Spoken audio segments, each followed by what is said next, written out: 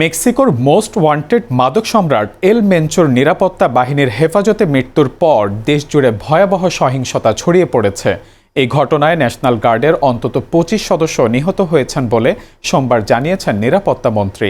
রোববার বিশেষ বাহিনীর হাতে গ্রেপ্তারের পরপরই তিনি মারা যান। তার মৃত্যুর খবর ছড়িয়ে পড়তেই অন্তত ২০টি রাজ্যে বিশৃঙ্খলা সৃষ্টি হয়। পরিস্থিতি নিয়ন্ত্রণে পশ্চিমাঞ্চলে ২৫০০ অতিরিক্ত সেনা মোতায়েন করা হয়েছে বলে জানান প্রতিরক্ষা মন্ত্রী রিকার্ডো ট্রেভিলা।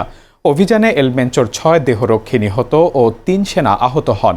এছাড়া কারারক্ষী, কৌশলী কার্যালয়ের এক সদস্য এবং অপরাধী চক্রের অন্তত ৩০ সদস্যের মৃত্যুর খবর পাওয়া গেছে। এল মেনচোর নেতৃত্বাধীন হালিস্কো নিউ জেনারেশন কার্টেল সদস্যরা বিভিন্ন শহরে যানবাহনে আগুন, রাস্তা অবরোধ ও ভাঙচুর চালায়। আতঙ্কে বহু শহর জনশূন্য হয়ে পড়েছে। তবে দেশটির প্রেসিডেন্ট ক্লাউদিয়া শেইনবাউম সেনাবাহিনীর প্রশংসা করে জানান, শান্তি শৃঙ্খলা ফিরিয়ে আনতে সব বাহিনী সমন্বয়ে কাজ করছে এবং অধিকাংশ সড়ক অবরোধ ইতিমধ্যে সরানো হয়েছে।